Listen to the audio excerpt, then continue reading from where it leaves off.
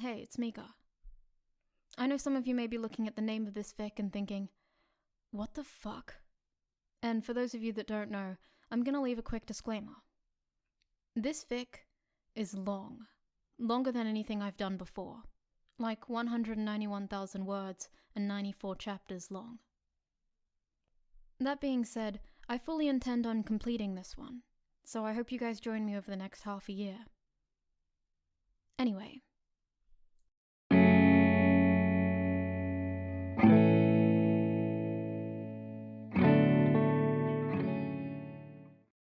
Deku?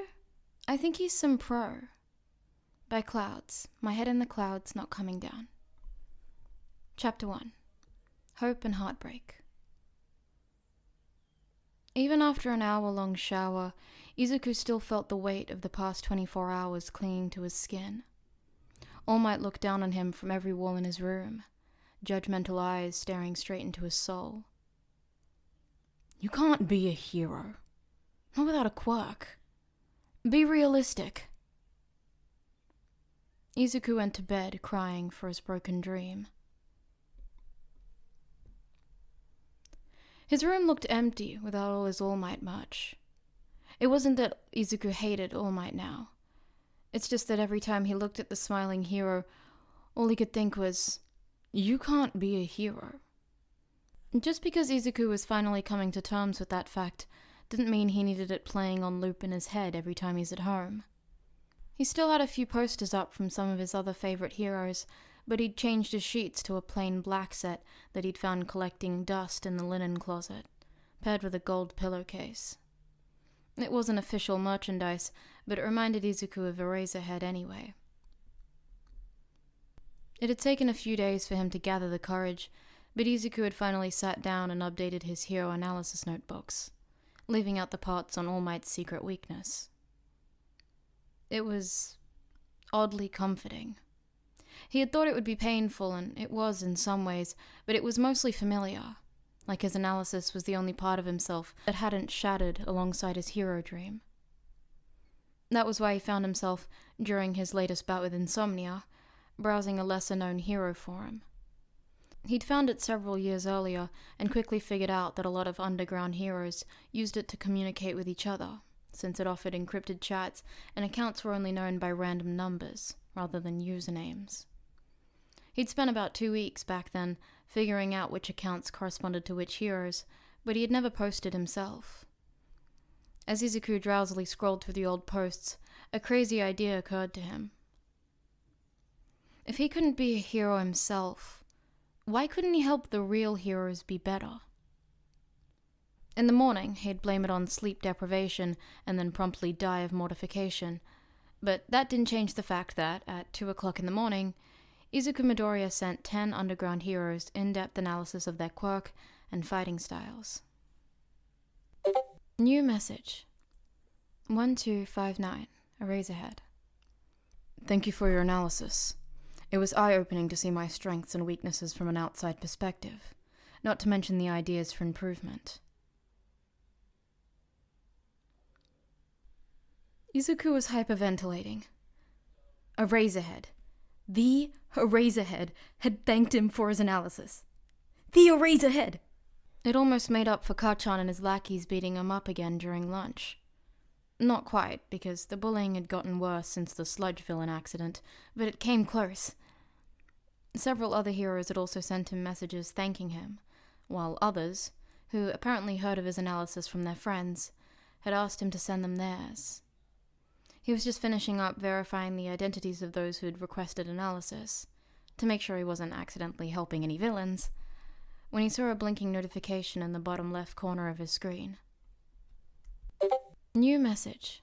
12579, Eraserhead. Do you analyze villains?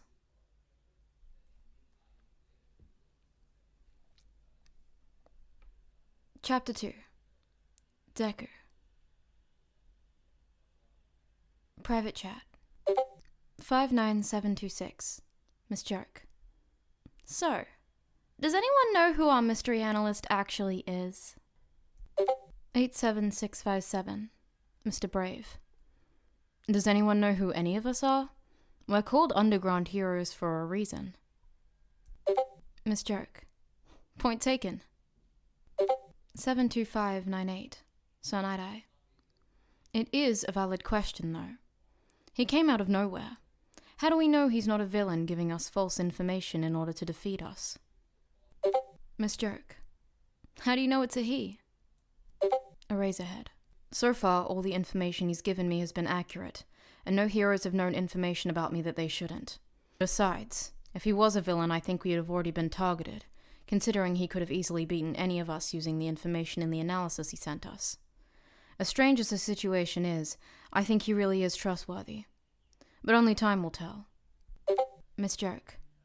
It's possible he's a pro who's new on the scene. Mr. Brave. With that level of analysis, more likely he's some veteran deigning to impart his infinite wisdom on the younger generation. He's had an account on this site for years, I checked, but he's never posted before now. Miss Joke. Maybe it's Nezu. Eraserhead. No, I already asked him if he was behind it. I'm leaning more towards a retired pro. Sir Nighteye. What are we even supposed to call him? If he's a hero, what's his codename? Mr. Brave. Yeah, typing out mystery analyst every time is gonna get old real quick. Eraserhead. Well, there's only one logical way to find out.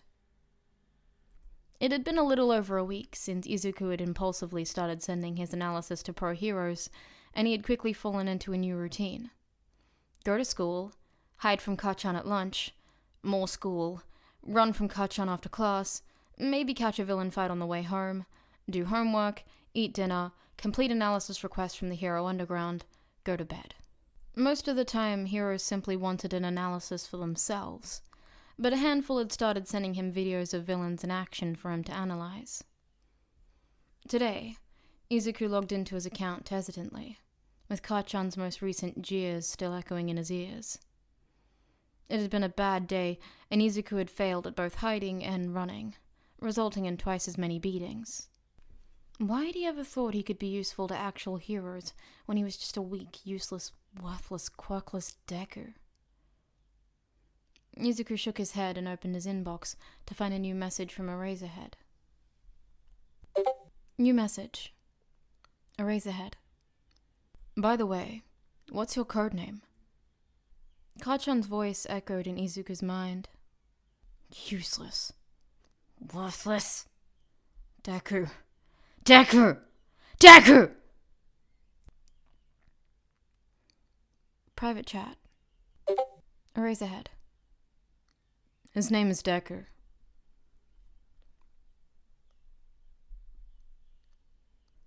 Chapter 3. Meeting the pros. Mom! I'm gonna meet up with some friends tonight. I don't know when I'll be home, but it'll probably be pretty late, so don't bother waiting up for me, Izuku yelled, as he finished packing his laptop and tried to get his bright red shoes onto the correct feet. Okay, baby. His mother smiled with tears in her eyes. I'm so glad you have friends. You seem so much happier lately. Tell them I said hi and invite them to dinner sometime. I want to meet these friends you're always talking about. Izuku hummed non-committally as his mum pulled him in for one last kiss on the cheek before he ran out the door. It had been almost several months since Izuku had wormed his way into the underground hero community, but tonight would be the first time he would be meeting any of his friends in person. There was a massive drug ring they had been following for a while, and a lot of heroes were coming together to take them down. They had even invited Deku, to tag along, and maybe even be on site to help strategize when their plans inevitably went off the rails. He warned them that he wasn't really ready for combat, but there were enough other pros that they didn't think it'd be a problem. The raid itself wouldn't be happening for another few months anyway, but everyone involved was meeting tonight in a secure location so they could make sure they all work well together and start planning. The meetup wasn't in an area Izuku was highly familiar with, but since he'd grown involved with the underground, he'd spent a lot of time studying maps to create better location analysis and plans for the heroes he helped. So when he exited the train, he confidently followed the mental map he'd memorized before he left. The rundown apartment complex didn't look like much, but it was typical of the areas his friends worked in. He climbed the stairs to the second floor, found the correct apartment, and took a deep breath. Then he knocked. "We're just waiting for Deku, right?" Miss Joke asked, lounging back in her chair and putting her feet up on the scuffed table. 14 other underground heroes plus Detective Tsukauchi were all gathered around in a dingy apartment, idly snacking on refreshments as they waited for the meeting to officially begin. "He should be here soon," Eraserhead replied flatly. There was a knock on the door. "And here he is now." Sir Nighteye rose and called through the door. "How are things in Tokyo?" The group had chosen a question-answer password system to ensure that no uninvited guests crashed the party. Everyone inside waited with a bated breath, prepared to attack or evade should the answer be incorrect. "The weather was terrible, but the food was great." The heroes exchanged shocked glances. The password was correct, but the voice was that of a teenager, not an old man like they had been expecting. They waited 1 second longer, then Nighteye asked, "Who is this?" "Deku?" It was stated as if it was a question, and the person on the other side of the door was apparently young enough that his voice was still cracking. Nighteye looked to the others for confirmation, and Shoto shrugged, gesturing to open the door. Might as well see where this leads. The kid, because it was undeniably a kid, on the other side of the door was not what Shoto was expecting. He was short and scrawny, with just hints of muscles starting to show on his arms. His dark green hair looked as if he'd lost a battle trying to comb it. To complete the look of an innocent teenager, he was wearing t-shirts and a t-shirt with... Eraserhead squinted to read the writing. Yep, that said pants. Deku was wearing a t-shirt that said pants on it. It seemed that the rest of the heroes were just as shocked as Shoto was, because the whole ensemble sat there silently, staring at the kid until he started to awkwardly shuffle his weight between his feet. Finally, Mr. Brave broke the silence. "You're Deku?" The kid flinched, and Shoto sighed. Mr. Brave was more brash than most heroes, but he did get the point across. "Yes?" Again answering as if it were a question. Every head turned to Detective Tsukauchi, who just nodded, confirming that the kid was really telling the truth, but he looked just as shocked as everyone else. Everyone turned back to look at the kid, who apparently really was Deku, who was still standing awkwardly in front of the open door. "I guess," Miss Joke started slowly, "we were expecting someone older?" The kid just shrugged. Well, Shoto thought, that's that. He sighed. "Come in and let's get started. It's illogical for you to stand there all night. And close the door behind you." The kid nodded frantically and practically tripped over himself in his hurry to close the door and sit down. Just who was this kid? "Well," Detective Tsukauchi started, "now that we're all here, I guess we can get started on the mission." "Wait." Miss Joke leaned forward in her seat. "Most of us haven't worked together before, so wouldn't it be a good idea to get to know each other a little more before we get down to business?" "Wouldn't it be a good idea to get to know Deku, or our curiosity will distract us otherwise?" "Actually," Deku spoke softly, "most of you have worked together before, but only in groups of 2 or 3. No one here has worked with everyone else with the exception of me and maybe the detective, but I don't know if I count since I do most of my work virtually." The kid seemed to realize that he was starting to mumble and shut his mouth in a tight line as if he was expecting to be scolded for it. "Yeah." Mr. Brave bit the bullet. "Despite the fact that we've all worked with you, Deku, we don't really know you. It seems kind of unfair when you know enough about each of us that you could probably kill us in our sleep if you wanted to." Deku's eyes widened and his arms started flailing. "I would never do that, and I don't really think I could anyway. My analysis isn't all that special. Anyone could do what I do." Shoto didn't agree with that, but he decided to let it slide. I think Brave makes a good point. What hero school do you go to? Because obviously this kid is training to be a hero, considering he already helps them on a regular basis. Hopefully Nezu would be at least polite when trying to steal him from wherever he was attending. I'm still in middle school, actually. I go to Aldera Junior High. I don't know where I'll be going to high school yet, but I think I'm going to apply for UA's General Education Department. Well, at least Nezu wasn't going to burn any bridges, but...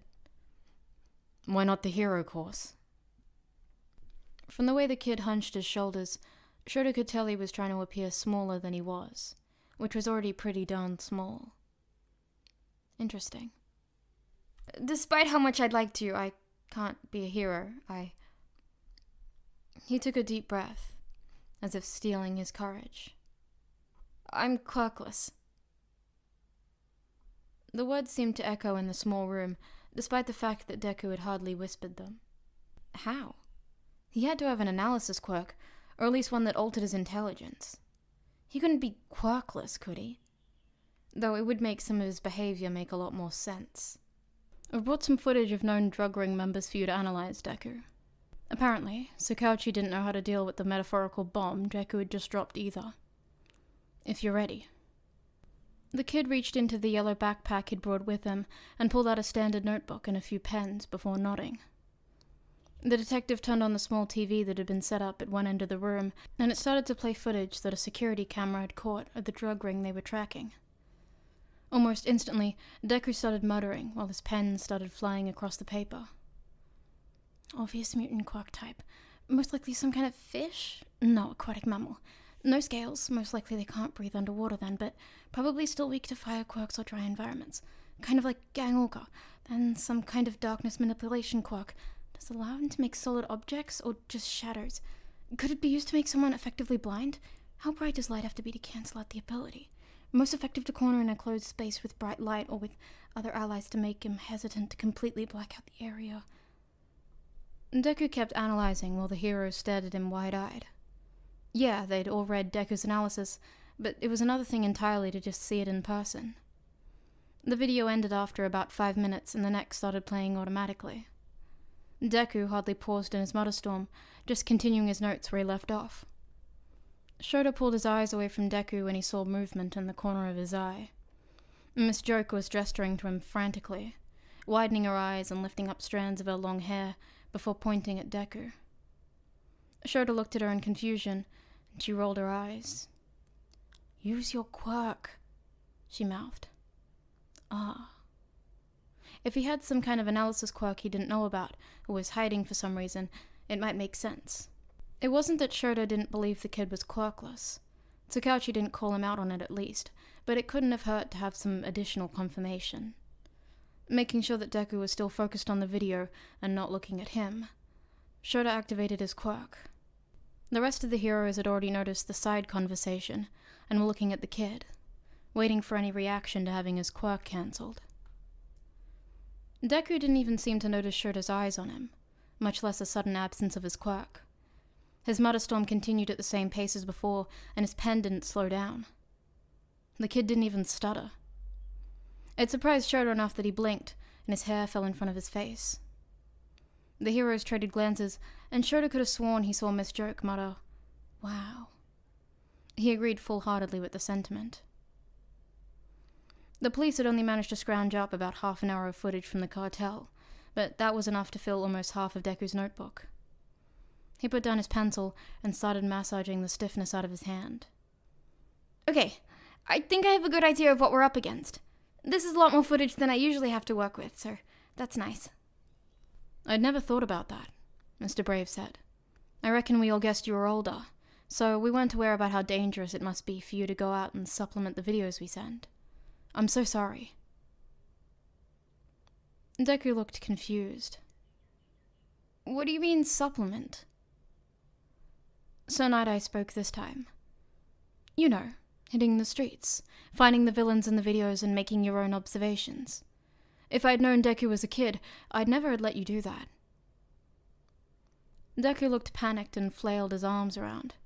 "I'd never do that. My mom would kill me and then ground me till I was 80. The videos you send me are usually more than enough, and sometimes I can manage to find some news footage, but I wouldn't dream of following these guys myself, I promise. You mean all the analysis you've sent us are based only on the videos we've sent you? Shota said incredulously. He remembered a few times he'd only been able to find a minute or so of footage, but Deku had still provided a high-quality analysis. From the faces around the table, he wasn't the only one. The Shirakawa murders. Miss Joke sounded numb. I only sent you 15 seconds of video. Deku gave a shaky smile and rubbed the back of his neck. Yeah, that one was kind of difficult. I couldn't really find anything else in the news or online either. But the mission worked out okay, and you caught the guy, so it wasn't that bad. Miss Joke looked slightly nauseous. Somehow, the meeting progressed without any more major surprises from Deku, and they set up some tentative plans. But mostly things would depend on what happened with the cartel in the next few months. It wasn't until the meeting was wrapping up that Shota realized that this meeting wasn't in a safe part of town, which wasn't a problem for the pro-heroes and professional detective in attendance, but that was a problem for the 14-year-old Deku. Kid, do you have someone coming to pick you up? Deku shook his head. We don't have a car. I just took the train here. You don't have to worry about me. Somehow that just made Shota more worried. Takauchi seemed to agree with him. I'll take him home. You don't have to do that, detective. I'm fine, really. This isn't for you, Deku. I, as a cop, don't feel comfortable letting a 12-year-old walk home alone at 2 a.m. I'm 14.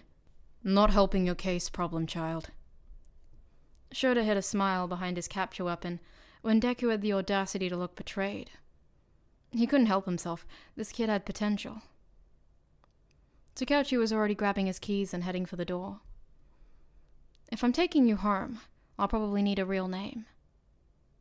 I already told you you didn't need to do that, the kid muttered, but gave a blinding smile anyway. I'm Izuku Midoriya.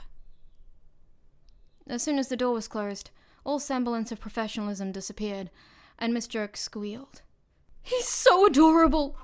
Did you know he was so adorable, Eraser? Why didn't anyone warn me? Maybe because that adorable kid is a good enough analyst to take down a serial killer with only 15 seconds of video. Nighteye deadpanned.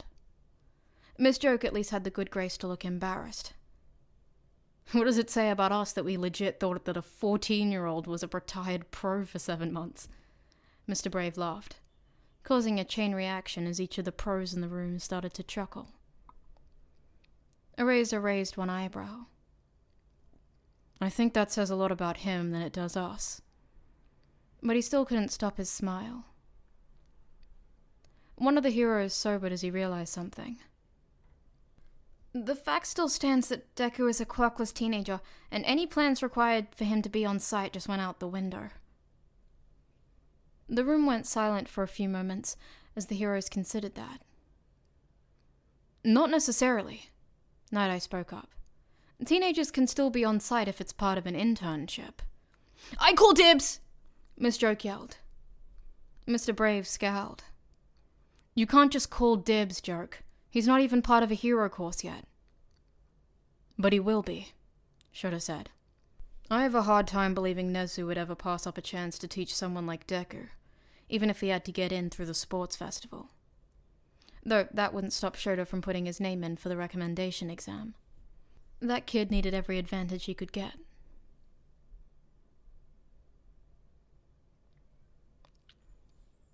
Chapter 4.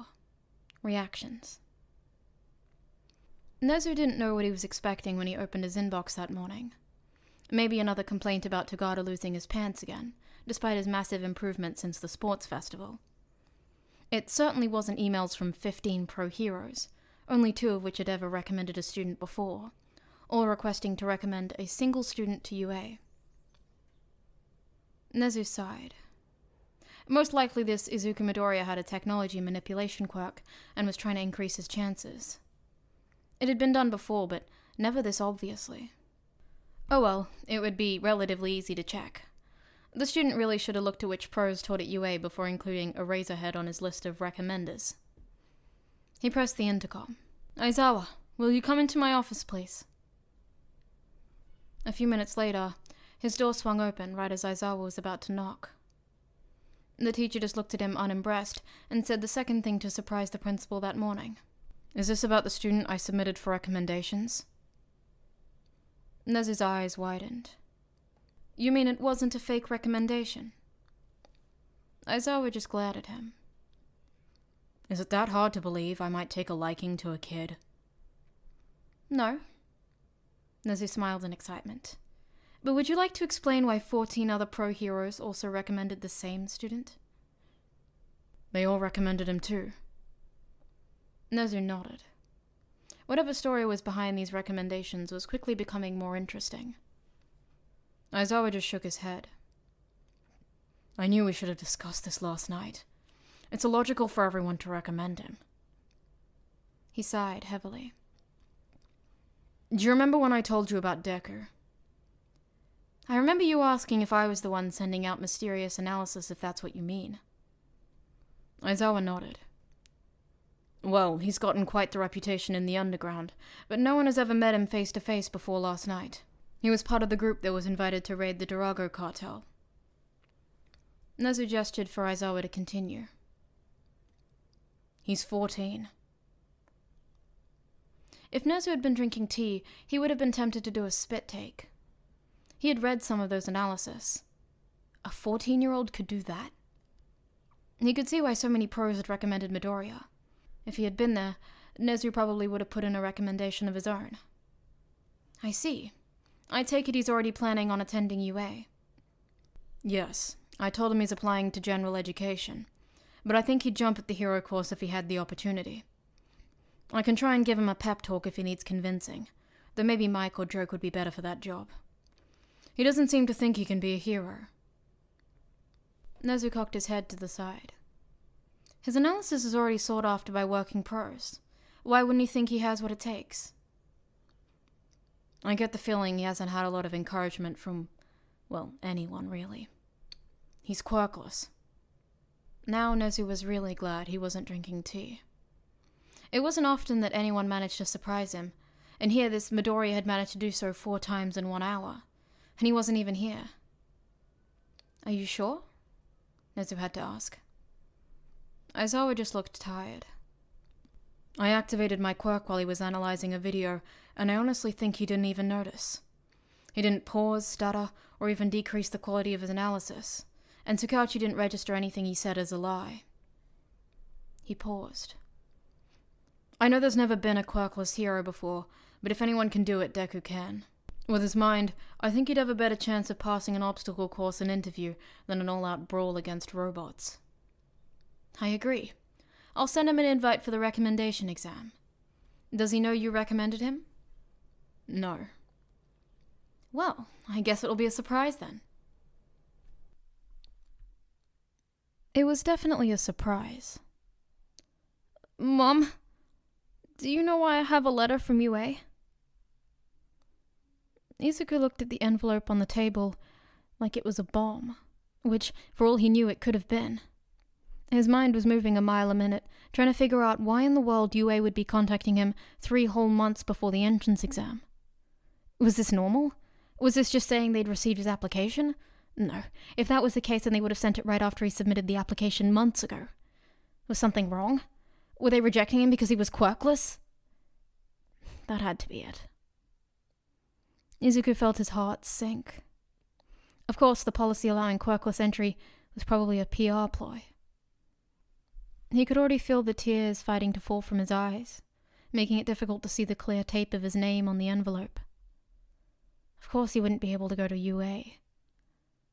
He was an idiot to think otherwise. "Izuku! Izuku, what's wrong? What did the letter say?" Izuku's voice was choked with tears.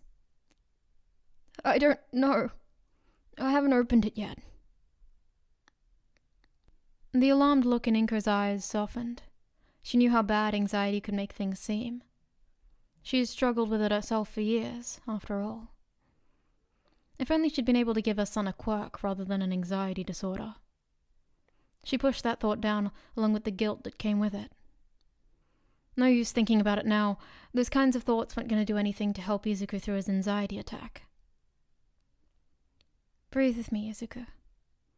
How about you open the letter before jumping to conclusions about what's inside? Izuku didn't respond, but he did calm down a little. Would you like me to open it for you? This time, he took a deep breath and shook his head. He still reached out like he was expecting the letter to bite him, but it was better than him crying over a sealed envelope. Izuku was careful not to tear the envelope as he opened it, and Inko watched his face with concern, as his eyes tracked along the paper and gradually grew wider and wider with every line. Izuku, are you okay? They want me to take the recommendation exam, Izuku said dumbly. They want me to take the recommendation exam? How? Well, that's good. Inko tried to smile through her worries. She'd been so happy the last few months, since her son had finally seemed to come to terms with the fact that he wouldn't be a hero. It wasn't that she didn't want to support his dreams, but she'd sleep a lot easier at night if she at least knew he was safe. I think so, but... Mom. Izuku looked up at her. The recommendation program is based on recommendations. Who would have... He trailed off, but Inko could practically see his brain making some connection or the other, before he whispered, No, we couldn't have been. But who else? They wouldn't have, not for someone like me, would they? He seemed to snap out of his reverie. Mom, I need to message some of my friends. I'll be in my room, okay? Inko just nodded. Okay. I'll tell you when dinner's ready. Izuku smiled, but it seemed more like an afterthought. He was still shocked. Thanks, Mom. You're the best. Before heading off to his room. Inko picked up the forgotten letter and read it through. It may not be what she wanted. It definitely wasn't safe, but... if it really was what Izuku wanted, could she really say no?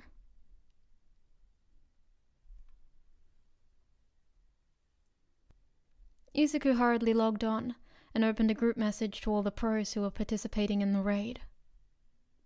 New group. Deku. Would anyone care to explain why I got a letter from UA this morning inviting me to take the Hero Course recommendation exam? Several users are typing. Miss Joke. Yeah, I might have something to do with that. Mr. Brave. Wait, you did? I recommended him. Eraserhead. We should have discussed it. Nezu called me into his office and thought it was a prank. It was completely illogical for all of us to recommend him. Deku. What? Sir Nighteye. I don't think it's that illogical, Eraser. After all, he's taking the exam. Eraserhead. Well, I see your point. He still would have been invited to take the exam if he only had one recommendation. Any more than that is just inefficient. Deku. Keyboard smash.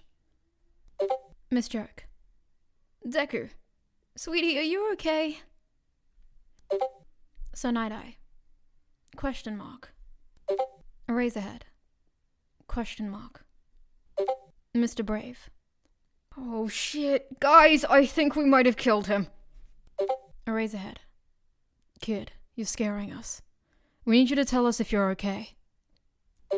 Sir Nighteye. Takauchi took him home, so he knows where the kid lives, right? Who has his number? Eraserhead. I'll call him. Deku. Sorry, guys. My mom came in and I had to calm down and explain to her why I was screaming.